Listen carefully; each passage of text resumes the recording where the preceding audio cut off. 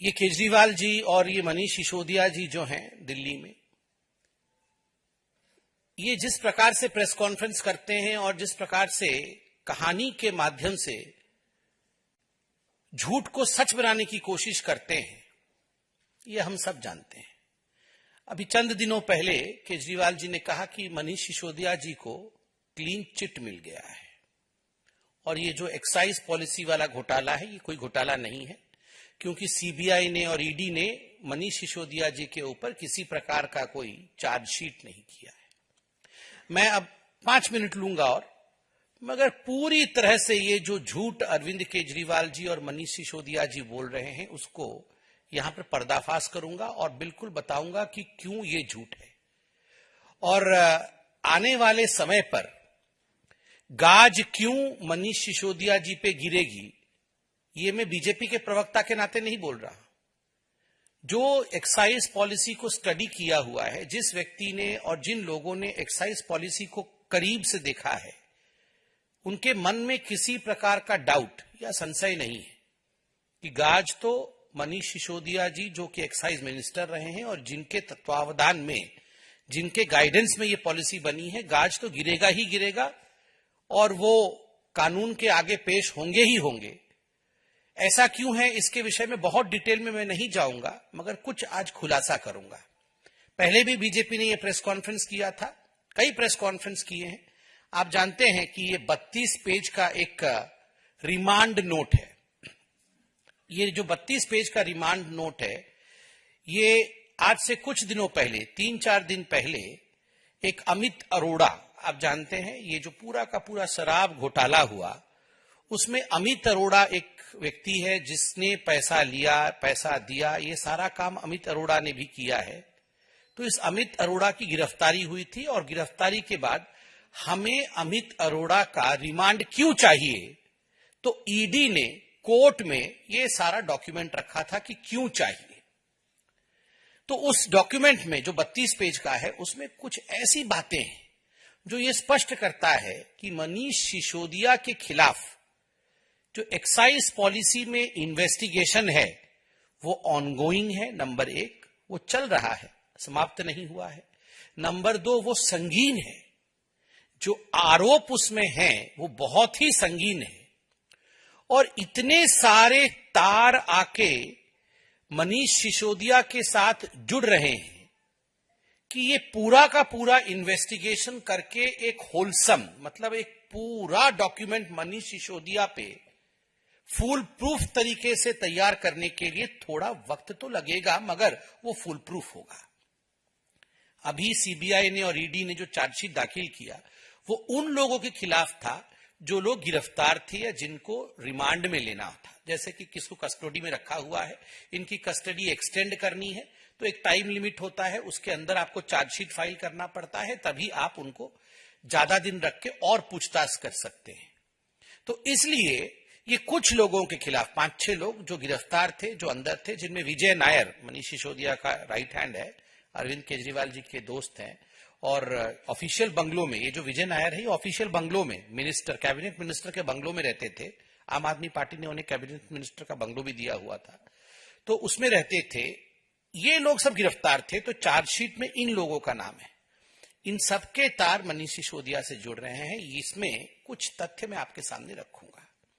देखिए, एक तो मैंने जो बार बार कहा आपको कि मनीष सिसोदिया जी इससे छूट नहीं सकते हैं, वो इसलिए कह रहा हूं क्योंकि इन्वेस्टिगेशन ऑनगोइंग है।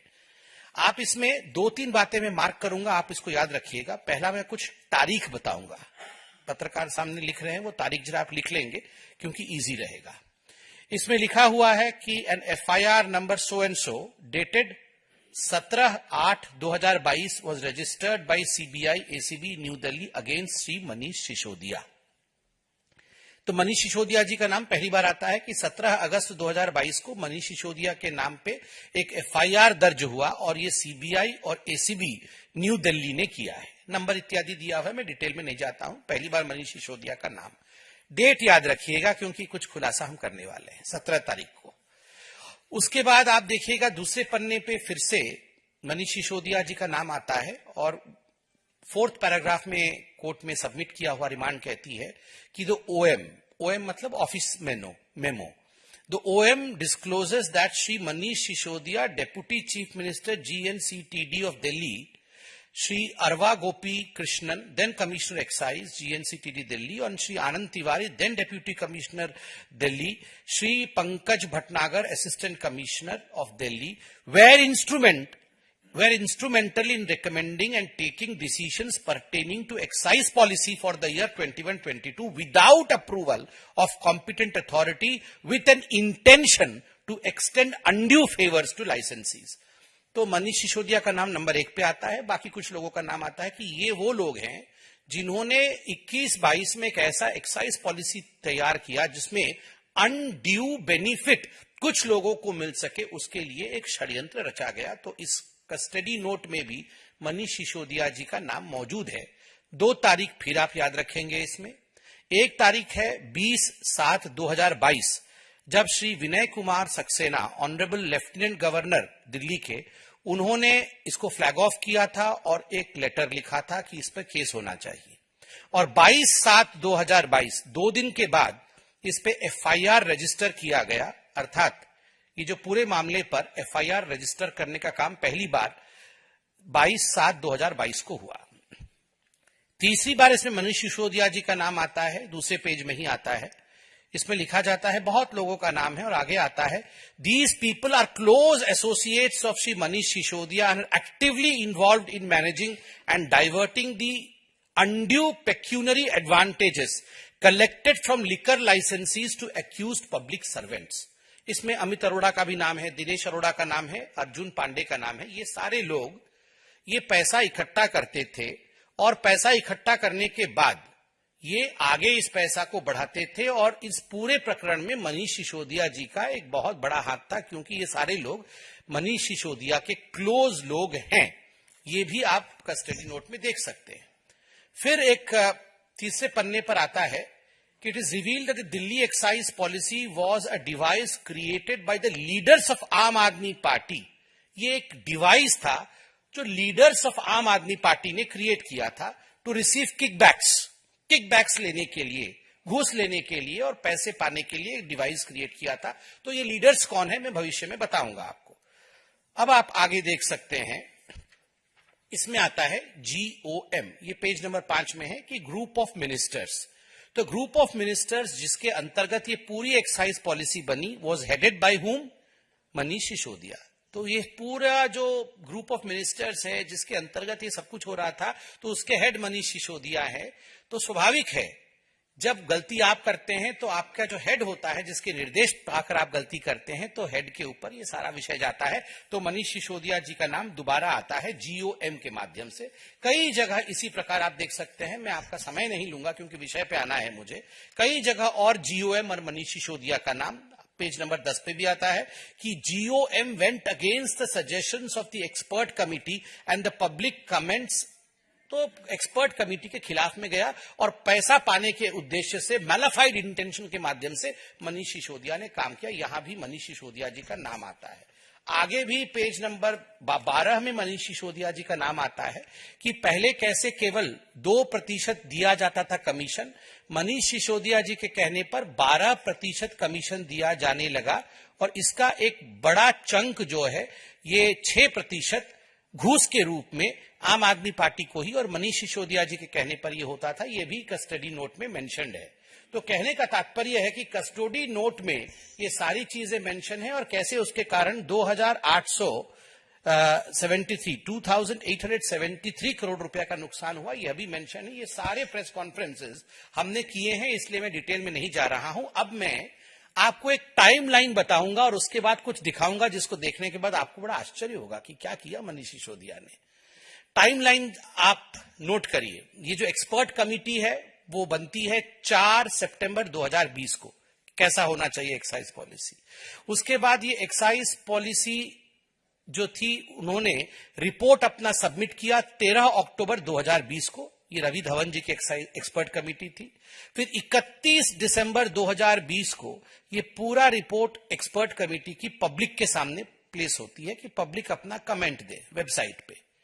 फिर 5 फरवरी 2021 को ये सारे जो कमेंट्स पब्लिक से आए थे ये काउंसिल ऑफ मिनिस्टर्स के सामने दिल्ली के मंत्रियों के सामने ये रखा जाता है। फिर उसी दिन 5 फरवरी 2021 को एक गवर्नमेंट GOM, ये ग्रुप ऑफ मिनिस्टर्स जिसको मनीष सिसोदिया हेड करते हैं, वो बनाया जाता है। और 22 मार्च 2021 को ये GOM मनीष सिसोदिया जी रिपोर्ट सबमिट करते हैं। और 22 मार्च 2021 को ही मनीष सिसोदिया जी ये सारा विषय कि हमारी ये रिपोर्ट है, ये काउंसिल ऑफ मिनिस्टर्स को भी रखते हैं। 5 जुलाई 2021 को ये पूरा का पूरा जो फाइनल पॉलिसी मनीष सिसोदिया बनाते हैं वो उसे अपलोड करते हैं वेबसाइट के ऊपर। मगर अभी जो कस्टडी नोट है उसमें बताया गया है, मैं दोबारा नहीं बताऊंगा क्योंकि पहले बीजेपी ने इस पर प्रेस कॉन्फ्रेंस की कि 5 जुलाई 2021 को तो मनीष सिसोदिया जी अपलोड करते हैं, मगर 31 मई 2021 को 2 महीने पहले उसे लीक भी कर देते हैं। और इस कस्टडी नोट में उन 5 लोगों का नाम है जिनको मनीष सिसोदिया जी की तरफ से ये सारे लीक करके पहले ही एक्साइज नोट भेज दिया गया था, मैं वो भी आपको दिखा दूंगा। और फिर फाइनली ये जो एक्साइज पॉलिसी इंप्लीमेंट होता है 17 नवंबर 2021 को, 17 नवंबर 2021। और उसके बाद वीके सक्सेना साहब जो हमारे LG हैं दिल्ली के, वो 20 जुलाई 2022 को फ्लैग ऑफ करते हैं कि इसमें गड़बड़ी है भैया, जांच करिए। तो 17 नवंबर 2021 को ये इंप्लीमेंट होता है और 20 जुलाई 2022 को ये फ्लैग ऑफ होता है सक्सेना जी द्वारा। और पहला FIR जैसे मैंने बताया 22 जुलाई 2022 को होता है। और मनीष सिसोदिया जी के खिलाफ पहला FIR 17 अगस्त 2022 को होता है। ये FIR CBI द्वारा होती है 17 अगस्त 2022 को। और एक्साइज पॉलिसी 31 जुलाई 2022 को वापस लिया जाता है। अब ये टाइमलाइन मैंने बताया, अब आप असली मुद्दे पर आइए। आप देखिएगा कस्टडी नोट में एक पैरा 2.6 है जिसमें large scale destruction of digital evidence, जिसके विषय में हमने पहले बताया था, मगर हमने कहा था कि डिटेल आपको बाद में बताएंगे, कैसे मोबाइल फोन डिस्ट्रॉय किए गए। लगभग 170 मोबाइल फोन डिस्ट्रॉय किया गया, ये हमने बताया था पहले आपको। ये 170 मोबाइल फोन किसके थे? 36 ऐसे लोग थे जो एक्यूज थे, जिसे मनीष सिसोदिया भी। तो 36 लोगों ने 170 मोबाइल फोन डिस्ट्रॉय किया, जो कि लगभग 1.4 करोड़ रुपए के मोबाइल फोन थे। खैर ये सब विषय हमने बताया है। तो जो 36 लोग थे उसमें मनीष सिसोदिया जो एक्साइज मिनिस्टर थे उनका भी मोबाइल फोन डिस्ट्रॉय हुआ है। अब टाइमलाइन आपको याद है। अब मैं आपको इंटरेस्टिंग खुलासा करने वाला हूं। आप लोग इसे दिखाइएगा मत, मैं दूर से एक झपकी दिखाऊंगा क्योंकि मोबाइल फोन नंबर इसमें लिखा हुआ है सिसोदिया जी को, जो हम नहीं चाहते हैं पब्लिक हो, क्योंकि मोबाइल फोन जो नंबर्स ये प्राइवेट होते हैं। अब मैं कुछ आपको सनसनीखेज खुलासे करूंगा। मनीष सिसोदिया जी, इनका मोबाइल नंबर 96501010XX। मैं लास्ट के 2 डिजिट XX कर दूंगा ताकि ये प्राइवेसी को हम बचा सके। ये हमने मीडिया से ही सीखा है, धन्यवाद। 96501010XX ये मोबाइल नंबर मतलब मनीष सिसोदिया जी के पास था। और आपको जान के आश्चर्य होगा, मोबाइल नंबर वही है मगर 7 बार इंस्ट्रूमेंट बदल दिया गया। 7 टाइम्स उसी मोबाइल नंबर पे इंस्ट्रूमेंट बदला गया। कब कब बदला गया आप देखिए। मैंने आपको कहा कि जो पहला FIR था इस विषय में वो 22/7/2022 को हुआ। तो 22/7/2022 को जैसे ही FIR हुआ तुरंत मनीष सिसोदिया जी ने अपना मोबाइल सेट बदला और मोबाइल सेट का जो IMEI नंबर होता है वो नंबर भी बदल गया और वो नया नंबर आया 358592371023 ये जो आपको पता होगा IMEI नंबर होता है हैंडसेट का, जो अब हर हैंडसेट का अलग अलग होता है। ये हैंडसेट है तो इसका एक अलग IMEI नंबर होगा। तो मनीष सिसोदिया जी ने वो बदल दिया उसी दिन जिस दिन पहला FIR हुआ। अब आप देखिए, मैंने कहा था कि मनीष सिसोदिया जी के खिलाफ 17 अगस्त 2022 को पहली बार FIR हुआ, वो भी CBI द्वारा हुआ। तो आप देख सकते हैं कि मनीष सिसोदिया जी ने उसके ठीक 3 दिन के बाद 17 को हुआ तो 20 तारीख को उन्होंने 4 बार मोबाइल हैंडसेट बदले। 20 तारीख को मनीष सिसोदिया जी 4 बार मोबाइल हैंडसेट बदलते हैं और उस समय उनका मोबाइल नंबर कोई अलग मोबाइल नंबर था, वो नंबर भी हम आपको बताते हैं 87509020XX 87509020XX। इस मोबाइल नंबर को 3 बार और एक चौथा मोबाइल नंबर है 84478080XX, इस मोबाइल नंबर को 1 बार। तो आप देख सकते हैं हैंडसेट 4 बार एक ही दिन में चेंज किया गया। आम आदमी पार्टी, आप और मैं, ये सब हम आम आदमी बैठे हुए हैं। मैं पूछना चाहता हूं कौन सा आम आदमी दिन में 4-4, 5-5 बार मोबाइल बदलता है? कौन सा व्यक्ति 5 बार दिन में, 4 बार दिन में अपना हैंडसेट बदल देता है? आप बताइए, ये क्या आवश्यकता थी कि मनीष सिसोदिया जी को एक ही दिन में, उनके ऊपर एफआईआर होने के बाद एक ही दिन में 4 बार हैंडसेट बदलना पड़ा? मैं बताता हूं। अगर मालूम पड़ेगा कि आपके खिलाफ एफआईआर हुआ है और आप पकड़े गए हैं, तो आप तुरंत क्या करेंगे? आप फोन उठाएंगे और फोन करेंगे, केजरीवाल जी अब मैं पकड़ा गया हूं, अब मुझे क्या करना है, ये ऐसा। तो केजरीवाल जी उनको कहेंगे कि ऐसा ऐसा करो, डिजिटल प्रिंट मिटाओ और ये सारी चीजें ठीक करो। तो ये चीजें किसी के संज्ञान में नहीं आना चाहिए, तो एक मोबाइल फोन बदल दिया गया, क्योंकि वो जरूर केजरीवाल जी से ही बात किया होगा। दूसरा, उन्होंने फोन किया होगा विजय नायर जी को कि विजय नायर, यार तुमने ठीक से काम नहीं किया, ये सारी बातें पब्लिक डोमेन में कैसे आ गई, अब कैसे करना होगा, कौन कौन सी चीजें मुझे बदलनी होगी, क्या ठीक करना होगा। तो विजय नायर ने बदला होगा, सर आप घबराओ मत, हम लोग सब काम पे लग गए हैं, हम सब डिजिटल इम्प्रिंट मिटाने में लगे हुए हैं, जितने भी ये जो मैन्युफैक्चरर्स थे उनको भी हमने बोल दिया है कि आप फोन बदल लो और सारा डिजिटल एविडेंस मिटा दो, और आप इस मेरे से बात करने के बाद इसको डिस्ट्रॉय कर देना, तुरंत आप नया हैंडसेट लो। तुरंत विजय नायर से बात हुई, उन्होंने डिस्ट्रॉय किया। उसके बाद आपने स्टिंग ऑपरेशन में देखा होगा, अमित अरोड़ा, दिनेश अरोड़ा और मारवा जी, सनी मारवा, इनका सबका स्टिंग ऑपरेशन आया था। अब मुझे नहीं पता, मगर हो सकता है कि उन्होंने बात किया होगा अमित अरोड़ा से, भैया देखो अपना चुप रहना, तुमको भविष्य में कुछ करेंगे। सनी मारवा जी देखो तुम अभी इस पे कुछ मत बोलना, हम सब मैनेज कर रहे हैं। ये 4 बात करके उन्होंने चारों हैंडसेट डिस्ट्रॉय किए होंगे। केवल इतना ही नहीं है, आप देख सकते हैं कि 12/9/2022, 14/10/2021, 5/9/2022, 5 सितंबर 2022, 7 सितंबर 2022, 12 सितंबर 2022, 6 जून 2022 और 19 सितंबर 2022। इतनी बार मनीष सिसोदिया जी ने अपने फोन का हैंडसेट बदला है। मैंने तो केवल एक दिन का उदाहरण दिया, मगर ये 4 फोन नंबर लिए उन्होंने, और 4 फोन नंबर के साथ 7 + 1 8, 9, 10, 11, 12, 13, 14 हैंडसेट मनीष सिसोदिया जी ने 2-3 महीने के अंदर बदल डाले। 14 हैंडसेट। और केवल मनीष सिसोदिया जी नहीं, कैलाश गहलोत जी ने भी, उनका नंबर है 98100736XX। कैलाश गहलोत जी जीओएम के सदस्य थे, जो जीओएम बनी थी उसमें मनीष सिसोदिया जी नंबर 1 पे, तो नंबर 2 पे कैलाश गहलोत जी।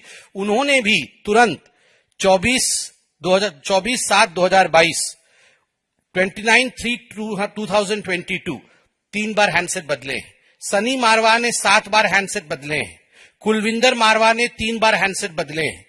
विजय नायर जिसका नंबर है 85918226XX, इसने भी कम से कम 10-12 बार हैंडसेट बदले हैं।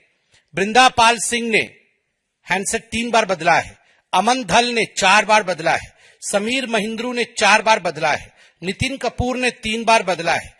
गीतिका महिंद्रू ने 2 बार बदला है। विभूति शर्मा ने 5 बार बदला है। विनोद चौहान ने 6 बार बदला है। अमित अरोड़ा जो अरेस्ट हुआ है, जिसके विषय में अभी हम बता रहे थे, ये रिमांड नोट उसी पे है, कुल मिलाकर के 5, 6, 7, 8, 9, 10, 11 बार उसने बदले हैं 4 मोबाइल नंबर के साथ।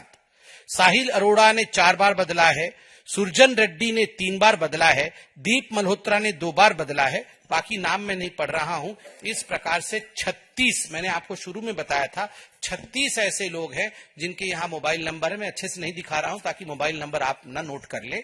36 ऐसे लोग हैं जिन्होंने मोबाइल हैंडसेट रह करके एक दिन में कई बार बदले। आप जो हिंदी पिक्चर में देखते थे ना कि ये जो गलत काम करने वाले लोग होते थे, मैंने कई हिंदी पिक्चरों में देखा, तुरंत एक रैंसम कॉल करते थे, 10 करोड़ रुपए पहुंच जाने चाहिए, 100 करोड़ रुपए पहुंच जाने चाहिए, तुरंत चिप निकाल करके तोड़ देते थे और फोन को फेंक देते थे डस्टबिन में। ये केवल मूवीज की बात नहीं है, ये मूवी में होती हो ऐसी बात नहीं। जो हमने मूवीज में देखा था विलियन जो करता है, ठीक उसी प्रकार से मनीष सिसोदिया जी ने अपने मोबाइल के साथ किया है। मैंने नंबर डिस्क्लोज नहीं किया है, मगर एक्स करते हुए जो इन्होंने घिनौना हरकत किया हुआ है वो आपके सामने मैंने पूरा का पूरा रखा है। और आपको मैंने कहा था कि मनीष सिसोदिया जी ने लीक भी किया है। ये देखिए व्हाट्सएप की चैट यहां पर है, एक्साइज पॉलिसी को किस तरह से लीक किया गया, डिस्ट्रॉय करने के बावजूद भी जो हमारे फोर्सेस हैं, जो हमारे इन्वेस्टिगेटिव अथॉरिटीज हैं, उन्होंने ये रिट्रीव किया है। तो कुल मिलाकर के आज मैं, जहां तक मनीष सिसोदिया जी का सवाल है, मैं कंक्लूड करूंगा पीसी को इतना कहते हुए कि ये तो शुरुआत है। मनीष सिसोदिया जी का दिल्ली एक्साइज पॉलिसी में इतना बड़ा हाथ है कि केवल हाथ ही नहीं है, सर भी है, हाथ भी है, पैर भी है, और पैसा उनके उधर में गया है तो पूरा शरीर इन्वॉल्व है। He is not just neck deep, he is completely into the corruption of Delhi excise policy, and that's the reason as to why some amount of time has lapsed into investigation. जब पूरी तरह से आप संलिप्त होते हो और इतने तार होते हैं कि वो तार नहीं वो सर्किट होता है, तो स्वाभाविक रूप से उसके इन्वेस्टिगेशन में और उसके एंड तक पहुंचने में वक्त लगता है। ये वेंडेटा की कोई पॉलिटिक्स नहीं है, this is not politics of vendetta, this is investigation of finality. ये जांच है एक नतीजे तक पहुंचने का, और जो लगभग 3000 करोड़ रुपए जनता जनार्दन का बर्बाद हुआ है उसे रिकवर करने का और जनता को न्याय दिलाने का। इसलिए ये जो केजरीवाल जी और मनीष सिसोदिया जी कहते हैं घर से कुछ नहीं मिला, सीबीआई ने और ईडी ने हमें क्लीन चिट दिया है, ये क्लीन चिट नहीं है। ये ध्यान से देखिए Kejriwal ji, this is not clean chit, this is not a single chit, this has 32 pages, इसमें 32 पन्ने हैं और 32 पन्ने पर मनीष सिसोदिया जी के उंगली के निशान है, क्राइम के निशान है, भ्रष्टाचार के निशान है, सबूत है, और कोई भी शक्ति मनीष सिसोदिया जी को बचा नहीं सकती है, क्योंकि उन्होंने भ्रष्टाचार किया है और भ्रष्टाचार से, हिंदुस्तान के कानून से कोई नहीं भाग सकता है। इतना कह के मैं अपने वक्तव्य को विराम दूंगा। कोई प्रश्न हो तो अवश्य पूछें।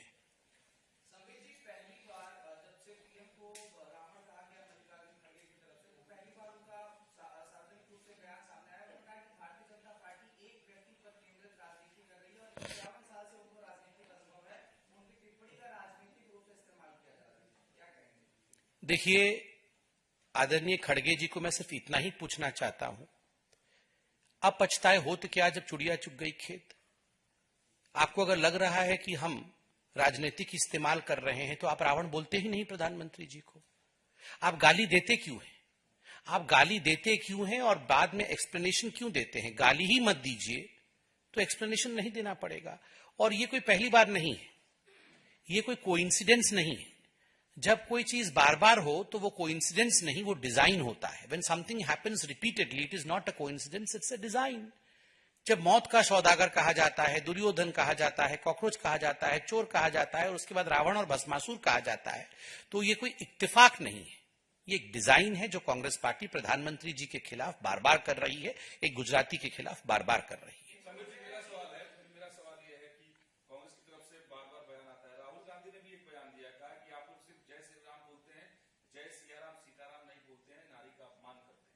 देखिए कम से कम राहुल गांधी जी अब भगवान श्री राम का नाम तो लेने लगे, ये कितनी बड़ी बात है।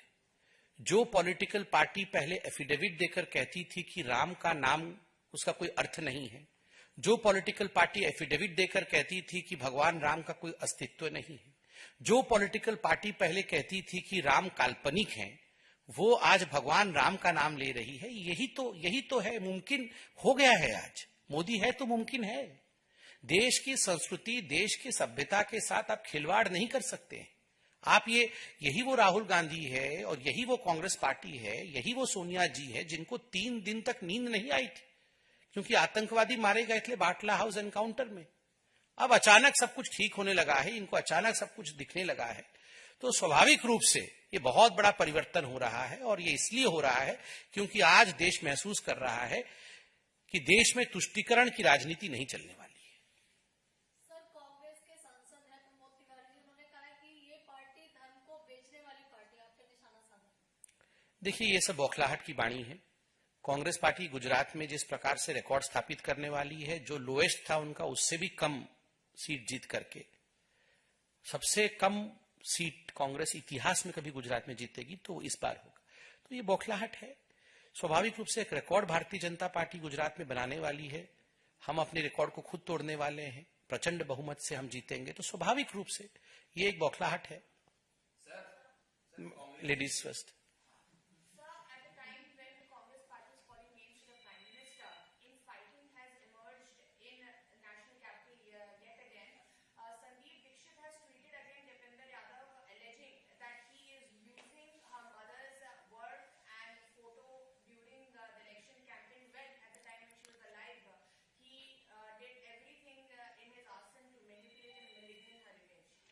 See, this is what the Congress party is. While at one end we have a fake Bharat Jodo Yatra, which Mr. Rahul Gandhi is undertaking, but on the other hand, we have a Congress Todo going on. Bharat Todo to wo pehle se hi kar rahe the, but now they have ultimately reached a Congress Todo program within the Congress itself. हमने अभी देखा, जो आपने कहा, दीपेंद्र जी और संदीप दीक्षित जी के बीच में जिस प्रकार की लड़ाई हो रही है शीला दीक्षित जी को लेकर। और दूसरा सबसे बड़ी बात है, आपने निकम्मा, नकारा, गद्दार ये शब्द भी सुने हैं राजस्थान में एक दूसरे के लिए, the barbs that were being hurled by the chief minister for Sachin Pilot. तो मुझे लगता है कांग्रेस पार्टी को चिंता करना चाहिए, ये निकम्मा नकारा से उनको सकारा होना चाहिए, कुछ सकारात्मक काम करे। केवल एक दूसरे को निकम्मा नकारा कह करके ये कहीं ना कहीं अपने असलियत को उजागर कर रहे हैं। यस पवन जी।